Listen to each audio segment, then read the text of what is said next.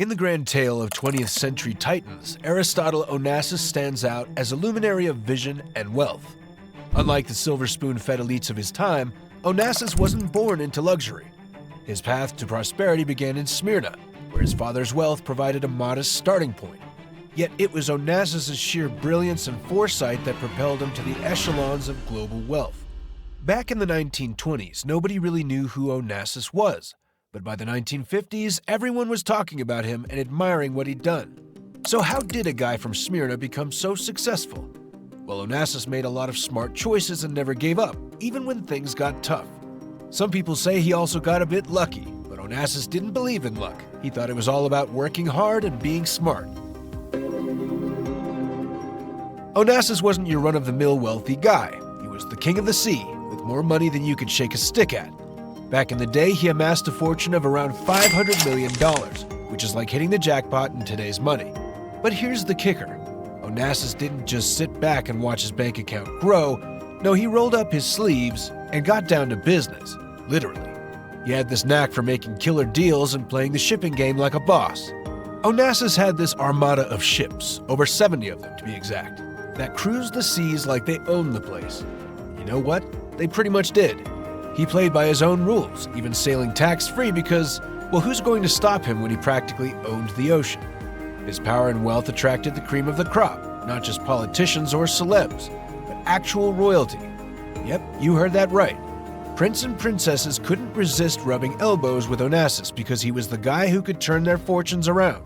In Monaco, he cozied up to Prince Rainier III, scoring himself some sweet deals that gave him a piece of the Mediterranean pie. In Saudi Arabia, he clinched a tanker deal with none other than the king himself.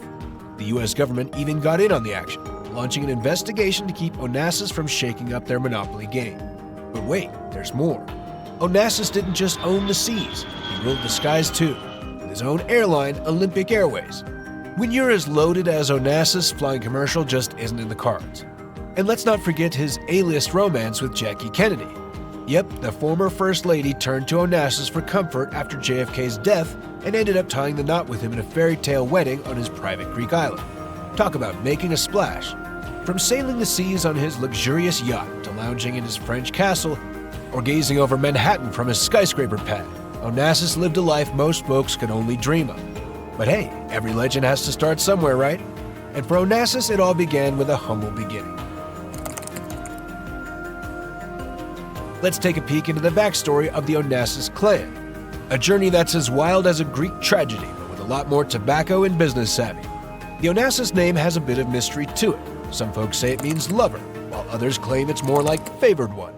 Considering Aristotle's epic success, I'd go with the latter. After all, who wouldn't want to be favored with wealth and influence? Our story starts with Aristotle's old man, Socrates Onassis. Born in the 1880s in good old Greece, where the economy wasn't exactly booming. But Socrates wasn't one to sit around twiddling his thumbs. Nope, he and his brother decided to roll up their sleeves and start a tobacco business.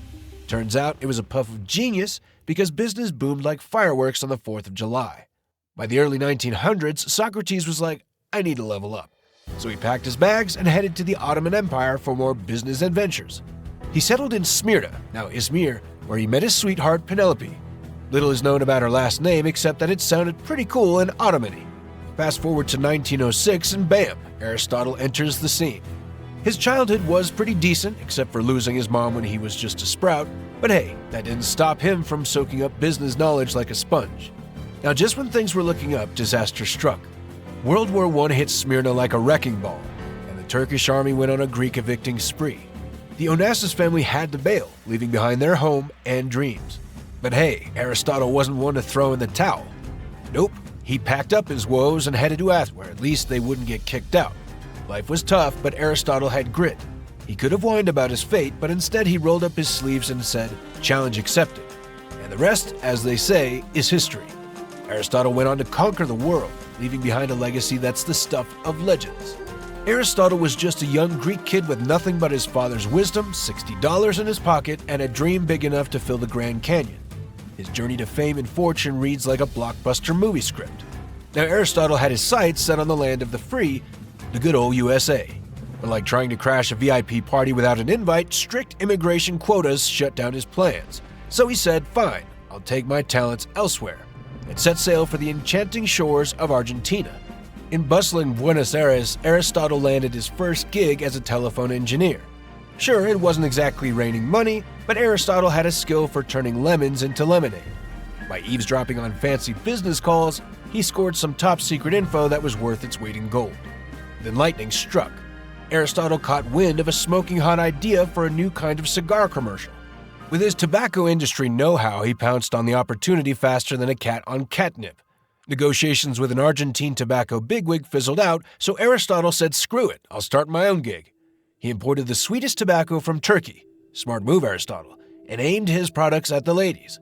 With an opera singer as the face of his brand, sales skyrocketed faster than you can say, "Light me up." By 1928, Aristotle was swimming in cash like Scrooge McDuck in a money bin. The Greek government even gave him the fancy title of Consul General in Argentina. Talk about climbing the social ladder. But Aristotle wasn't content to sit pretty on his pile of cash. Nope, while everyone else was hunkering down for the Great Depression, he saw an opportunity to take over the high seas. He bought a couple of ships and set sail, baby. His fleet grew faster than a weed in springtime, and by disguising his ships under Panama's flag, he dodged pesky taxes like a pro.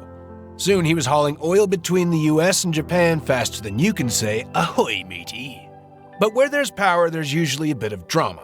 Aristotle found himself in hot water with the FBI over an oil deal with the Saudi king. Plus, his colorful love life didn't exactly endear him to the folks back in the US. Yet despite the drama, Aristotle's empire soared to new heights. By 1975, he ruled over a fleet of 70 ships worth a cool $500 million. From $60 and a dream to oceanic domination. Now that's what I call a rags to riches tale. Let's dive into the drama-filled love life of Aristotle Onassis, where the leading ladies stole the show. First up, we have Tina Lavanos, daughter of shipping bigwig Stavros G. Lavanos. Onassis snagged Tina's hand in marriage in 1946, fulfilling his dream of showing Greece's old money elite that he belonged in their exclusive club. Talk about a midlife crisis. Onassis was 40, and Tina was just a sprightly 17. They even had 2 kids, Alexander and Christina, who got a yacht named after her. Now that's what I call family bonding. But alas, the marital bliss didn't last. By the 1950s, the spark fizzled out faster than a wet match. Tina caught Onassis in bed with her friend, and that was the end of that fairy tale. Cue the dramatic divorce in 1960, hot on the heels of Onassis' steamy affair with opera diva Maria Callas. Talk about mixing business with pleasure. Maria Callas, the fiery soprano, was Onassis' first lady of love. They met at a swanky party in Venice and hit it off like fireworks on the 4th of July. Despite both being hitched at the time, they ditched their spouses faster than you can say divorce court. But alas, the honeymoon phase didn't last. Onassis turned into a real piece of work, hurling verbal grenades at poor Maria for years. Sounds like a recipe for disaster, if you ask me. Enter Jackie O, America's favorite widow and style icon. Onassis saw in her the perfect blend of privacy and prestige, a match made in paparazzi heaven. Their wedding on Scorpios Island was the talk of the town, and Jackie ditching her Secret Service protection faster than you can say, "I do." But wait, there's more drama. Onassis had to shell out a cool $3 million to replace Jackie Kennedy's trust fund. Talk about a wedding gift. And let's not forget the family feud. Onassis' daughter Christina wasn't exactly thrilled about her dad's new leading lady. She even believed Jackie was cursed thanks to the Kennedy family's tragic history. But hey, every family has its quirks, right? Despite the ups and downs, Onassis and Jackie O lived it up in their glamorous abodes, throwing parties that would make Gatsby blush. In 1973, tragedy struck when Aristotle Onassis' son Alexander died in a plane crash. Onassis suspected foul play but could not bring him back. His own health declined and he passed away in 1975 from respiratory failure. Despite his death, Onassis left behind a charitable foundation in his son's name, receiving a significant portion of his estate. The rest went to his daughter Christina, and later to her daughter Athena, making her one of the world's wealthiest women. The Onassis Foundation continues its philanthropic work through various initiatives worldwide, ensuring that his legacy lives on. Hope you guys enjoyed it.